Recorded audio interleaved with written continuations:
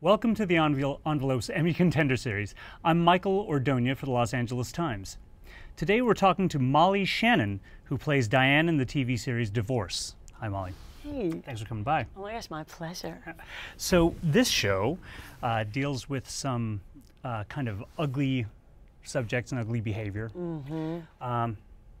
It's not afraid to let its characters get down and dirty. Yeah.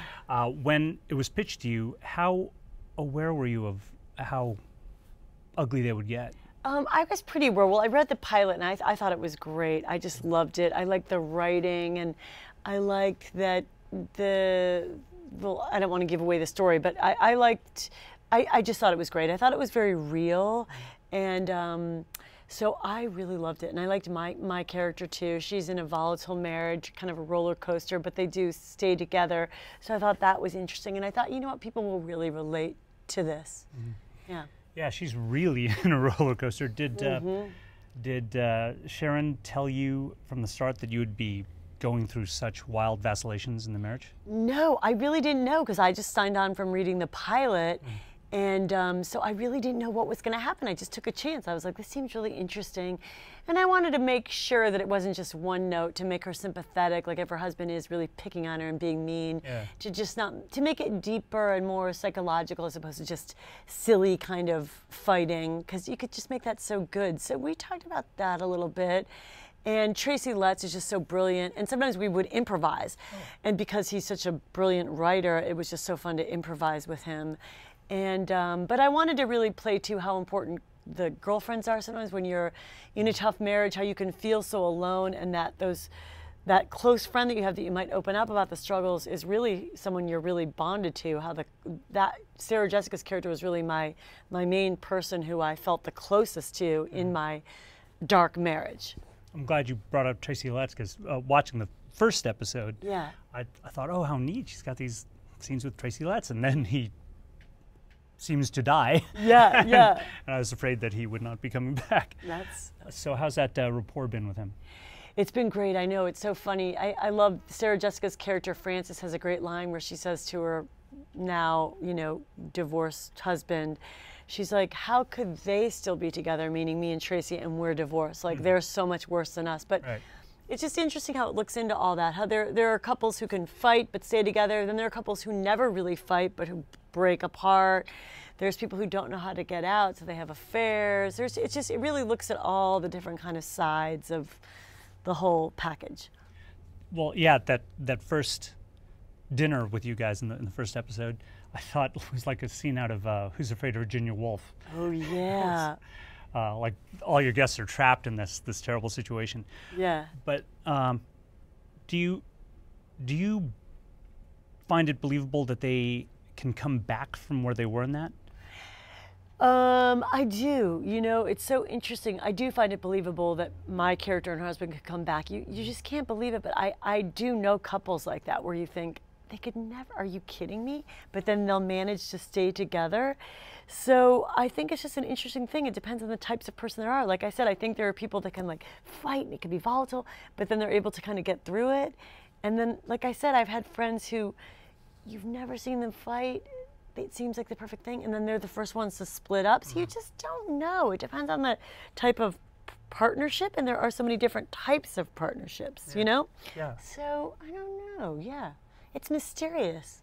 There isn't one easy answer about that this type should be with this type, or this is the perfect type that you shouldn't ever fight, or you should fight. It's very complicated. Well, the two of them certainly are different types. Yeah. But one of the great things about your relationship going on such a roller coaster is we see so many different sides of you in it. Yeah. For the uninitiated, her husband almost dies, and then they go through sort of a second honeymoon phase. Yeah, yeah. Where you kind of find each other again. Yeah. Which I thought was really touching and sweet. Yeah. Although I was afraid of what was going to happen next. Yeah, yeah, exactly. And then when it came off the rails a bit, I think that was those are some of your more touching scenes in the show. Oh, that's sweet. Yeah. I think you're at a dinner and he rips into you again. Oh yeah, maybe that was like the end of the first season where things are going better, and then he's just like, Diane, and she's trying to not drink, and then she's like, okay, well I want to get the water so I can toast. He's like, you don't have to just toast. Or no, she wants a little apple juice to toast with or something, and he's like, just toast with water. Diane, and she's like, I want water. She's just saying what she wants, and he's putting her down, and it's such a little thing, but it's such a big thing because it's a perpetual issue where he's just like, just get toast with the goddamn water. Yeah. He's always putting her down, and she's saying what she needs, and he just blows her off, and she's just like gets dark again. And you know, I've had a lot of women come up to me saying they really relate to my character and their struggles, and it's really fun to play that character because I feel like people can really feel alone in the marital struggles, sometimes not wanting to tell people because they feel embarrassed or thinking everybody doesn't do this, nobody fights, we're the only ones who fight. And so it's really, I have had a lot of people come up to me saying they really like my character and relate to my character, which is great. Yeah, I see that. I think she's one of the more sympathetic characters in the show. Yeah, oh good. And they're not all sympathetic, but one of the best things about the show is that these people all do some really bad stuff. Yeah. And they're all basically human anyway. Exactly. I was a little disappointed when Thomas Hayden Church's character, called the cops on Sarah Jessica Parker's character. Oh, right. That he called the cops at the end of season 1 because she took the kids and it was supposed to be his weekend. But these things do happen sometimes in litigious situations where there's custody battles and people play dirty. And I had somebody say to me once that the only people that wind up in court have personality disorders because nobody else would want to wind up in court going through a custody thing. I was like, oh, that's interesting. But they're usually like narcissists or borderlines or, it's interesting. Maybe that's not a very nice thing to say, but somebody told me that. I was like, that's interesting. I'm not going to challenge what you just said. Okay.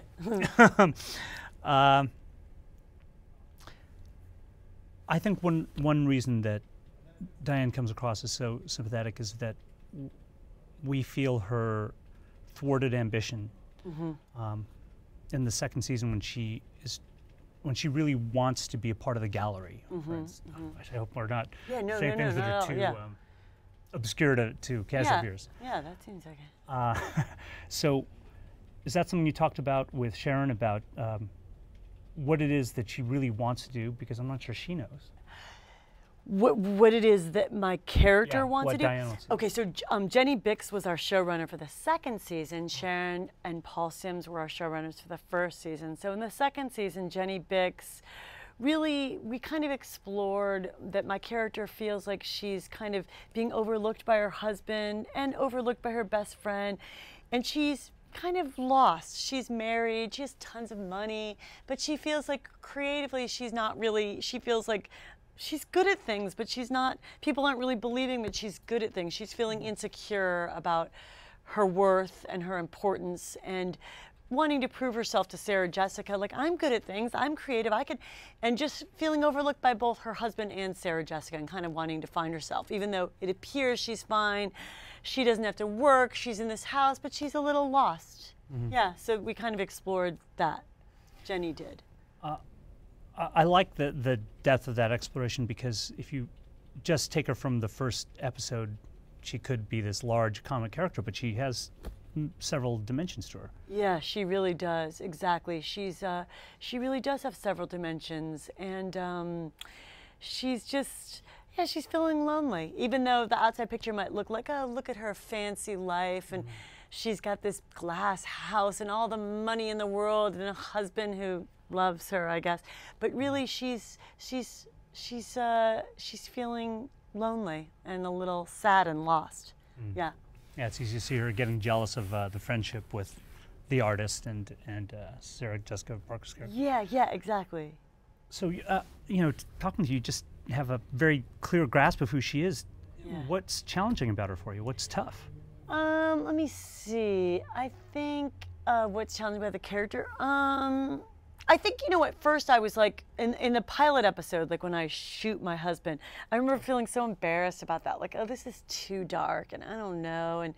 And then a friend of mine was like, she said, I think a lot of people will relate to that. I was like, yeah. It made me feel ashamed or something. Like, I just felt like, this is so dark. But then it was interesting to hear the reaction. Like the people really did like it, and were like, I felt like I could do that to my husband, you know, like, or people coming out and saying stuff to me relating to dark nights, or, you know, feeling frustrated. And I mean, she goes to a very extreme level. But I think that was hard for me, because I felt like, this seems too dark, you know?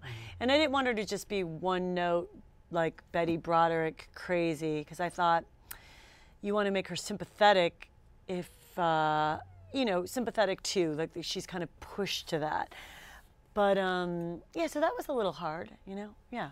Is there discussion on the set about making these folks sympathetic? Because, as I say, they do. Yeah, there was discussion on the set. I talked to Paul Sims and Sharon about it, and I think originally he died in that first episode, but then we kept him alive. So it was more like, the gun kind of went off, and she just, you know, so they did change it, yeah. They said, we got Tracy Letts, we're not going to let him die. Yeah, exactly. He'll be in flashbacks. He'll be a ghost. Yeah. Is it kind of funny for you to be playing 50 after Sally O'Malley? That's so funny, to be playing 50. Yeah, just because that first episode, they made such a big deal of your 50th birthday. Oh, that's right, my 50th birthday. Yeah. No, I didn't think about that at all. That's so funny, because it just feels like a totally different character to me. But yeah, that would be funny. Can't believe nobody on the set said, I'm 50. That's so funny. No, nobody said that, no. Just me. Yeah. I have to say, Thomas Hayden Church, we've seen him grow as an actor over the years. He's great in Sideways. Yeah. His delivery in the show is priceless. I know, he's so good. He's such a good storyteller in real life too. He's so funny. He tells just such great stories, and he's such a good actor. He has that one moment in the hospital room with when Amy Sedaris is annoying him. Yeah. And he says to Sarah Jessica Parker, I have to leave now. I'm going to strangle her to death. And that's so funny. Yeah. So you've talked before about how, despite the sort of heaviness of the show, you guys have a good time on set. We really do. We just, well, it's not always that you have a show where you have people around the same age as you, because sometimes I've done shows where it's just like, you know, a production where it's kids and a dog, or, you know, where you're the only adult, or I've done all kinds of shows where it's different versions, but this is all people around the same age, so it's really fun. And Sarah Jessica and Talia and I love singing show tunes, and Sarah Jessica is just such a great leader, and she's so smart and sweet. We have so much in common, and Talia too. We all talk about our kids. We're all moms, and so it is such a fun set. Thomas, we're all parents. Tracy's becoming a father. Or I don't know if his wife gave birth yet. But yeah, so we talk about our kids a lot, and it's fun. So if you guys are all around the same age, you all relate to the music that's in the show. To the music? That is actually, yes. I mean, I'm not part of that. That we don't see till after it airs. That's more Sarah Jessica picking all the music and stuff, yeah. But it's like a lot of like 70s stuff, isn't it? Yeah. Yeah. Yeah, stuff that I know. Yeah, oh, that's cool, yeah. I was going to ask if you had any input in that, but no. No input in that, no. Denied. Do you have any favorite moments in the show so far that you think say a lot about who Diane is? I love like the moments in the first episode, the pilot, where he's being kind of mean to me, and I keep looking at Sarah Jessica, and I'm like, and she kind of knows, like, Diane, and I'm like desperate, like I'm really connecting with her, and you see how hurt I am, and I'm really relying on her emotionally, much more so than my husband. And I really wanted to really show that deep friendship, and how people make so much of romantic relationships, and I really liked exploring the friendship, that was really the stronger bond there of the unions, marriage, friendship. And I know Sarah Jessica really likes that and wants to continue exploring that, the friendship between the girls, the women. So that was one of my favorite moments. And then I loved in the second season, there was a great episode let's see, my favorite moments. Yeah, can we go back to that? Yes. I promise I'll go back to that, yeah. that theme of friendship certainly comes through. I mean, the two tracks of the three tracks of the the broken marriages and the romances and the friendship. The friendship certainly gets equal weight. Yeah, exactly. Yes, yes. I was just, for some reason, that was making me think of the scene where you expose yourself to the guy on the street. Yeah. That was a great. Oh wait, the scene where I exposed myself to a guy. Yeah, you're up in your house, in your glass house. Oh yeah. And he's on the street with his dog, I guess. Yeah. Or bike. I think his dog. Yeah. And you expose yourself, and it just made me think about how she's very, very frustrated. Yeah. And that was Liz DiCillo's episode, and it was great. And then the other episode I was going to say that I loved, I want to talk about both of those, is Adam Resnick wrote a great episode called Ohio. That's the episode where Sarah Jessica and Thomas Hayden Church go back to visit his father, right, who's dying, and they hook up again. And then my character is lonely in her marriage and spends a day watching Sarah Jessica's son, and they go shopping, and she uses them. That was one of my favorite episodes. And the episode that you brought up is Liz DiCillo's episode, and that was excellent because she's not feeling seen by her husband. Right. She feels overlooked, like he's not paying enough attention to her, and she's like, hey. She dresses in a sexy outfit. She's like, ta-da! Yeah. And he's just busy cutting salmon or whatever. So she's just desperate to be seen by Sarah Jessica, her friend, and she's hungry for attention from her husband and not getting it. So she finds a stranger walking down the street and shows, kind of does a little flirty, showing her, taking off her shirt and kind of playfully winking at him. And she's just lonely. She's lonely. I think it's very understandable, but it's also worrisome. Yeah. Because we don't know, we can see how frustrated she is, and we don't know where she's going to go with this. Yeah. Do you have an idea where she's going to go with this? Well, did you watch the whole second season? They haven't posted the final episodes yet. Oh, that's interesting. Okay, great. So it does. You'll have to watch it. It's really juicy. So there is a reason why he's not paying much attention to her. So and I don't know if I should talk about that since people already saw it. Does it matter? No. Yeah, maybe not. No spoilers. So yeah, so it gets really juicy, but there's a reason why he's really not paying attention, and they set it up really nicely, and it's interesting. Glad you didn't tell everyone that Thanos killed you or something. Yeah. I have to ask you about some non-divorce stuff. Okay, great. I happen to love Mean Earl and the Dying Girl. Oh, thank you. I love that movie. It's one of my favorite movies of that year. Thank you. Wasn't it amazing? Yeah, actually. So you got to tell me something about that I don't know. Tell me about the experience of making it. Did you know that you were working on something that was special, that the script was that good? I did. Alfonso Gomez Rejon, our director, is unbelievable. He's right. He shoots in a very intimate way, and he's so funny, and just what he did visually, and it was such a creative experience. We were all in this house together. It was the most fun. I'm so glad you love that movie. I'm so proud of it. He's so talented, and Jesse Andrews wrote the book and the script, and it was just the most wonderful experience ever. I loved it. I don't know what to say. It's the greatest. I love it. I love that movie. I felt like a voice in the wilderness about that one for a while because I've been writing this stuff saying, everybody should see this movie, and everybody didn't see the movie. Yeah. And congratulations belatedly on The Spirit for other people. Thank you so much. But I guess it really shouldn't be that much of a surprise because you started as a dramatic actress, yeah? Yes, I was a regular drama student at NYU, so I always did drama. And then I kind of got into comedy just because I came to LA and my friend was like, oh, comedy is king. And I was like, is comedy king? And he was like, yes, comedy is king. So that's a good way to break into show business. So I was like, okay. But I was a dramatic actress who was like, okay, my friend told me comedy is king, so I'm going to focus on comedy because it's king. Well, it seemed to work for you. Yeah, exactly. Did actually launch a long career. Yeah.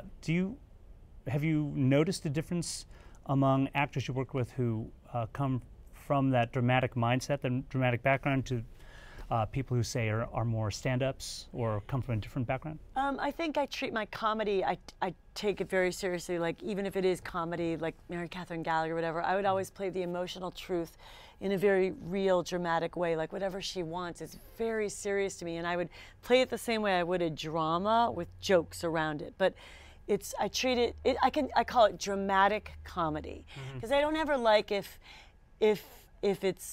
you're making fun of the character or if it's too light. I still like to play the emotional truth as a base and then the comedy, because I think when you really have that story and the desire of the character strong and real, it makes the comedy funnier.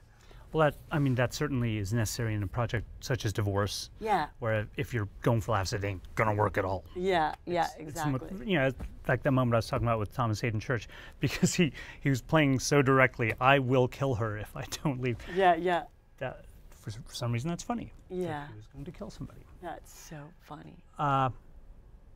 Okay, you co-hosted Amazon coverage of the Rose Parade. Yes, as Will Ferrell and I. Tish Cadigan. Will Ferrell, some guy, Cord Hosenbeck, Cord right? Hosenbeck. I don't know who that guy was. No. Okay, you seem to have had a whale of a time doing that? We had the best time. Oh my goodness.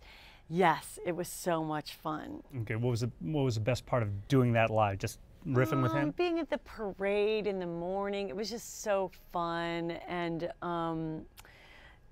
it felt really thrilling and exciting. You know, we were right there with the bands and everything, so it was fantastic.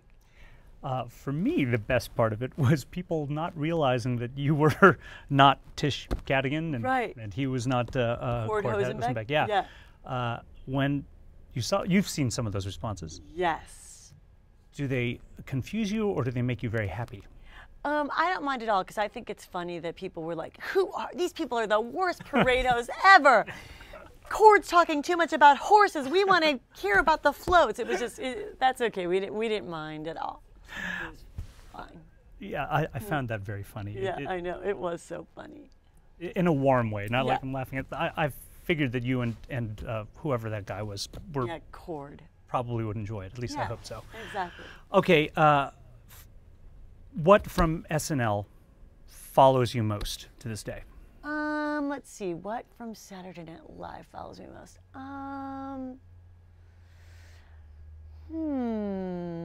I would say, just in general, probably Superstar or Sally O'Malley. I get those requests a lot. Like, can you do that? Or can you come to a party? Or could you do, are you the lady that plays a superstar? I get that a lot. Yeah, I'd say those two characters. You come to a party and... Oh, yeah. Yes, or do Sally O'Malley for us at a party. Yeah, I get that a lot. Well, she's 50 and loving it. Yeah. That just strikes me as funny. So what do you feel like you learned? What's the most valuable thing you took away from SNL? It's just that you're in charge. You have to write your way onto the show. It's really a writing job. So a lot of the actors on the show create their own characters. You have to kind of come in with your own characters. So I had created Mary Catherine Gallagher, Sally O'Malley. I created those characters in a stage show before I got to Saturday Night Live. So you kind of come with an arsenal of, characters that you can then put on the show. You have to write your way in to get on, because you're competing with about 17 people for a spot on the show. So you learn a lot about writing, production, comedy, jokes, because you're going in, and if you say your sketch, your character does get picked, you test out the material during the dress rehearsal, and it's real audience. So you kind of see what gets laughs, what doesn't, what works, what doesn't. So it's like comedy boot camp. You get really good at editing yourself, like, cut that joke, that didn't work. Let's cut that, that'll be faster. So now when I just get hired for stuff, I'm like, oh, that's good, maybe we should cut that. Like, I always think like a writer and editor, I think, because we had to produce and do our own pieces all the time on that show. It's the best training. It's hard, though. Is it like that on Divorce? You said that you will improvise. No, that's different because it's written, it's different. So you're not performing it live for an audience. No, it's very different. You're filming it different. So you do it as scripted, yeah. Well, what are some of the things that came out of your improv moments with Tracy Letts? Oh, with Tracy Letts, that would be more like fighting scenes. So it's more just improvising and stuff. So yeah, that we could improvise. But Yeah, just in general, I think I would just look at the material and be able to go, oh, do we need that? Or this could be funnier, or let's try this. Or I love if you can like fiddle around with something, like kind of take what's written as the blueprint, but if there's room to like shake it up a little to make it a little more natural or free, I do always like that. And that I think I learned from Saturday Night Live. I have so much respect for writing, but I feel like if there is a moment where you can just massage it, that sounds so actory, but just kind of like fiddle around with it a little and just muss it up a little, or a moment where you could play around with it more, I like that. But I feel very respectful to whoever's running the show. If they don't feel comfortable with that, I'm perfectly fine to stick with the lines exactly. But if there's room for that, that is really fun. I love doing that because I think it usually makes stuff better. Yeah. You hear that, Aaron Sorkin? Okay, just one other thing before you get hit by the lightning round. Oh, sure. I'm just curious about whom you've stayed really close to from Saturday Night Live. Oh my gosh, so many people. It's really like a family, and you get so close. It's like because you're kind of all in that together. So I have to say, I see so many. I mean, I'm especially close to Will, of course, and Lorne, and a lot of the writers and performers. But I mean, so I don't want to like name all the names, but yeah. But there are a lot of them. Yeah. Well, that's better than hearing, I hate those people. Yeah, so no. No, as a matter of fact, you share this like special experience that you always feel connected to those people that were part of that. It's like a family, you know? Yeah. You've been through a shared trauma. Yes. Here comes the lightning round. Oh, not shared trauma. I mean, shared joy. Yeah, I had a very joyous experience there, and we all went back and hosted the Betty White show, and it was interesting because it really felt like none of us had ever left, and it was just so special. It always feels like home. Yeah. Anyway, these are this is the lightning round. These are, I guess, 6 questions, 5 questions we ask everybody. Okay, great. What was the last show you binge watched? The last show I binge watched. God, that's a good question. Can we go back to that? Because I don't really binge watch shows. I have kids. I'm so busy. I really don't ever do that. You don't binge with them? Binge watch TV shows? I'll turn you on. How old are they? My daughter's 14 and my son just turned 13. We don't binge watch anything. Well, I would have said Lemony Snicket's series of unfortunate events, but there might be a little of that. Yeah. We'll get back. They binge watch Stranger Things, but I don't really binge watch shows, I have to be honest. My husband and I love documentaries. I really want to binge watch Handmaid's Tale, but I really don't, in all honesty. But you've been getting into Wild Country. Yes, getting into Wild Country. It's great. Watched it last night, yeah. If you could go back and be on any TV show ever, what would it be? Maybe like the Brady Bunch. That'd be fun. Really? Yeah. Would you be one of the kids, One or of would the you be the kids, mom? maybe. It just seemed so fun, the way their lunches were ready and their bikes and their cute bedrooms. And yeah, I love that show. Well, I got to know which kid. Why not? I'd be maybe a new edition. Brand new one. Yeah. Wasn't there like, a new edition. They didn't bring anyone on at the end of the show, did they? Wasn't there like a kid that they... Oliver, Oh, yeah, they yeah. did. They brought on a new kid at the end. How was he I forget. Oh, he's a cousin, right? Yeah, they added a new cast member. The ratings must have been flagging. So I could be a new cousin. There you go. Yeah. Would you be like a problem cousin, or would you be a really No, nice a girl? good, yeah.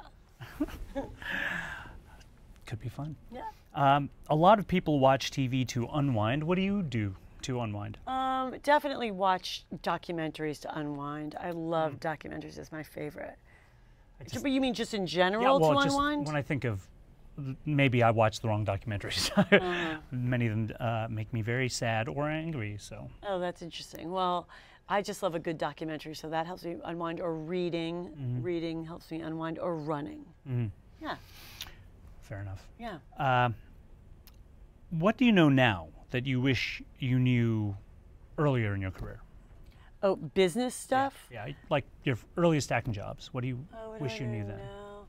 Let me think. That's a good question.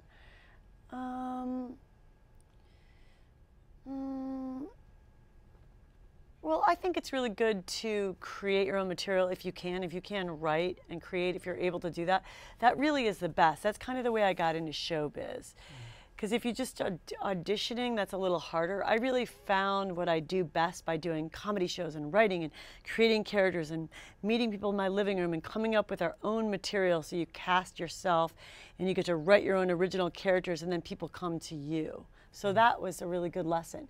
I had a much harder time getting started. I kind of couldn't get arrested. I would audition and I wasn't getting jobs, so I was kind of forced to create my own stage show, my own comedy show, and it ended up being the best thing that ever happened, because by the time I got hired at Saturday Night Live, I had all these characters that I'd worked on in my